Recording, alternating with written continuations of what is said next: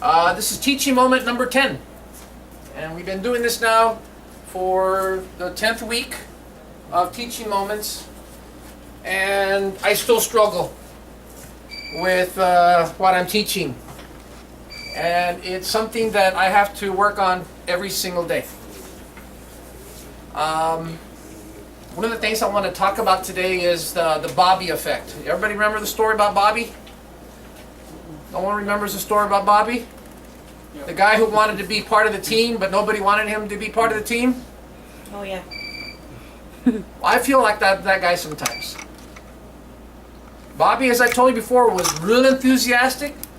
He'd get on the team. He'd come with a really positive attitude. And what would the team do? Here comes Bobby all over again.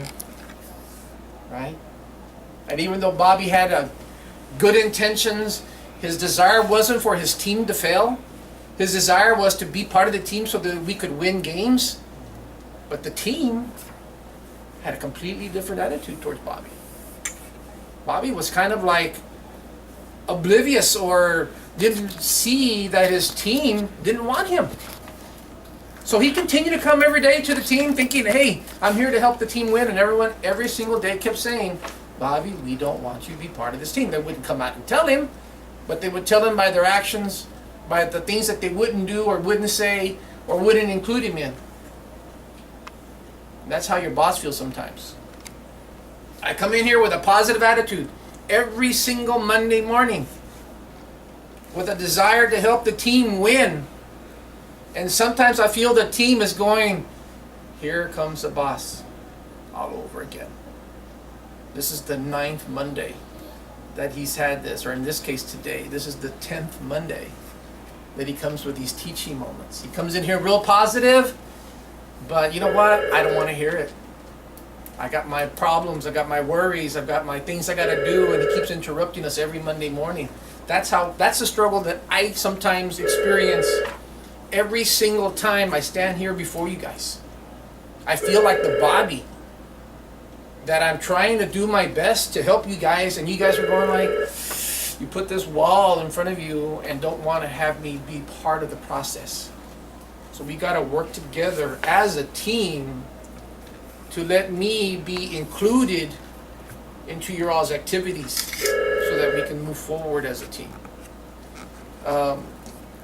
So what do we need to do to change? How do I change these negative responses, even despite my positive attitude towards them? Well, I've got to prove to you guys that these few minutes that you spend with me are worth your time. It's worth you listening to me. That the message that I'm sharing with you is one that is going to help you. And until you begin to believe that, you're going to still have some of that pushing back on the things that I present to you guys. Jim Rohn said, if you want to have more, you must become more. Or put it into another way, success is something that you do that helps make you more successful. If the things you're doing daily are not leading you towards success, then maybe you need to change those things that you do daily. Maybe there's something that you're not doing right that is keeping you in your current circumstances. If you continue to do every single day the same things that you do every single day, then you're going to probably stay at the same level that you're at right now. What are you doing to, as they say, outgrow your circumstances? If you're not growing as a person, if you're not growing every day, how can you outgrow the circumstances that you're currently in? How many of you still have the same friends that you had when you were in high school? What happened? You probably outgrew your friends. Why did you outgrow your friends? Some of them got into drugs, some people got into gangs, some people went off to do other things. They had a different lifestyle that you weren't comfortable with. So you made some decisions early in your lives to say, that's not what I want. And you took constructive actions to get you away from some of that life. So when you're here at work and you don't like what you're doing or you don't like what's happening, then what are you doing to change the environment around you so that you can grow out of that circumstance? What journey did you put yourself into that's either going to keep you stuck in the mud or get you back out into the open sea where you have at least an opportunity to advance yourselves? Wayne Dyer, a great thinker of our time, said, if you want to elevate yourself, you must be willing to change the concept of yourself. And what is the concept of yourself? The concept of yourself is everything you believe to be true for you, so that everything you believe to be true about yourself has gotten you to where you are here at this moment. So let me rephrase that a little bit. Who you are is what you believe in, and it's led you to here, wherever here is for yourself. Let me repeat that again. Concept of yourself are the beliefs that you have about yourself that you believe are true, and it's led you to this place in your life right now. But in order to elevate yourself to a higher level, if you're not happy with where you're at, you must be willing to change yourself. You've got to change that concept of whatever that is for you. If you want to get to another level, then the beliefs that got you to here aren't going to get you to here, are they? Because the beliefs that you have right now led you to here. In order for you to get here, you've got to change some of those things. It's like taking another street.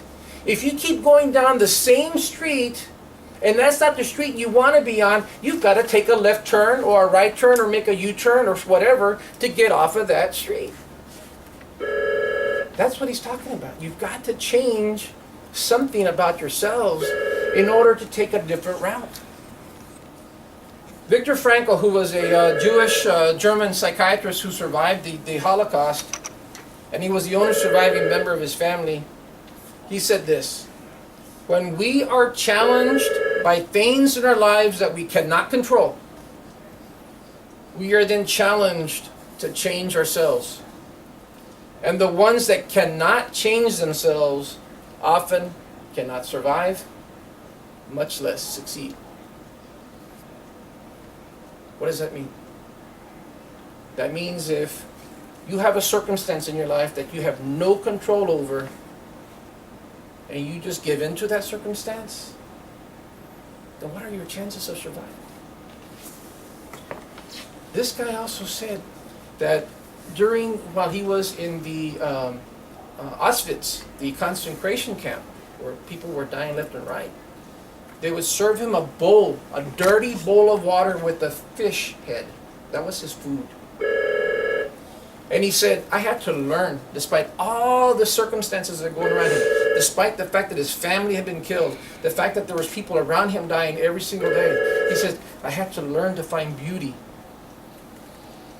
in that fishbowl. So he had to become a survivor, and he had to find ways in order for him to survive those circumstances. And he had to try to find beauty even in the ugliest things that were presented to him, in order for him to say, I can get through this process. So every day, take some time to invest in yourselves. You'll be glad you did.